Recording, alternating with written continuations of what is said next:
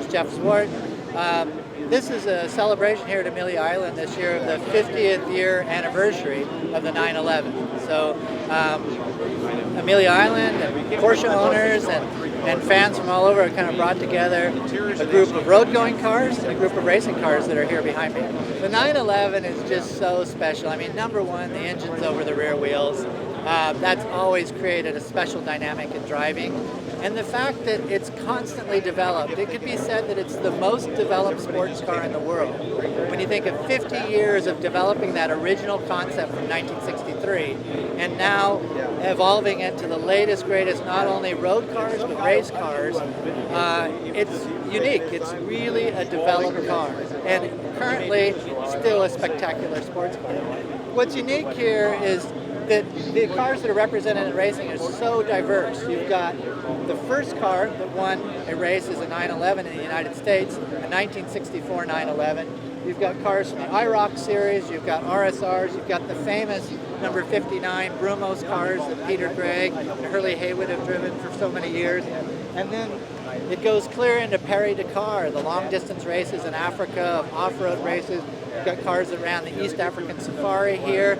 And then probably my favorite is the 2.1 Martini car, RSR, that ran at Le Mans, and it ran at a number of races in that year that is kind of the 917 of 911s with, well over 600 horsepower and huge, massive rear tires and wings to keep them on the ground. And they're spectacular cars. And then a car that did very well on the show today is the Kramer K3, which actually won Le Mans overall and is beautifully restored, absolutely perfect as it was in the day. My connection to the brand really kind of goes way back. It goes back to that day where you learned to drive. And my father took me out to an empty parking lot, and we had two cars in the garage, a Volkswagen Beetle and a Porsche 911, and I never thought we'd get to go on the 911, but we went in the 911 because he thought, it's got more power, you won't stall it so much. And I went out, and you settle into that car, and your feet are slightly over to the right, your hands reach out to the steering wheel, and it's just something special. And think about it, that was a car I'd only ridden in the back seat up until that point, and only ridden with my father, and here I was getting to drive it. My experience with Porsche, from learning to drive in one to racing at Pikes Peak and driving it to absolute limits at the tallest mountain that we can race on in the United States, it kind of takes you to that razor's edge of experiencing the 911. So when I get to do a Porsche commercial, which I've really had the great fortune of doing a lot of Porsche's commercials, I get to translate that from a visual experience and an experience itself into the filmmaking. My background's primarily rallying. I've done Pikes Peak. I ran in the U.S. Pro Rally Championship for several years with Carrera 4s.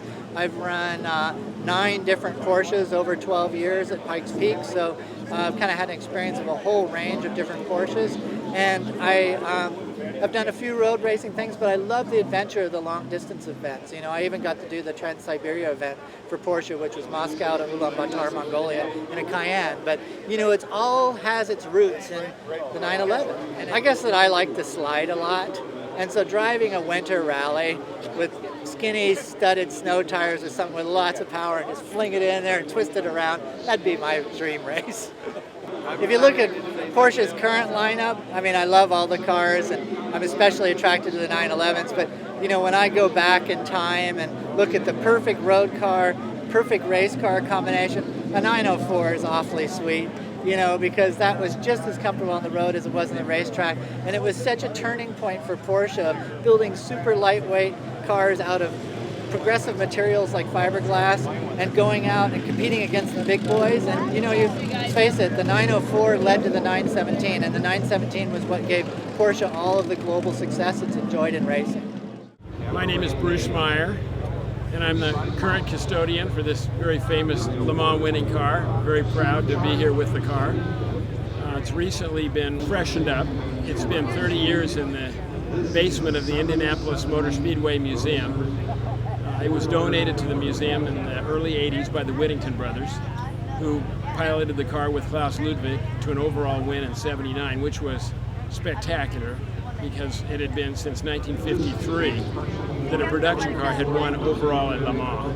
And since '79, there's only one production car that's won Le Mans, and that was the McLaren F1. So it's very rare when you find a production-based car to win overall. It's a twin-turbo 935, which was the factory's, ultimate 911. Then Manfred and Erwin Kremer created what you have here, and that's a K3. And they basically took every production rule and bent it to the absolute max. The one I get the most kick out of is the rear window, which is under this window, but by the production rules, you need to run the original windshield, doors, and rear window. The rear window is on the car, but it's buried under here. So they modified the cars, for the maximum performance. The car has about 700 to 850 horsepower, depending on where you dial the boost up.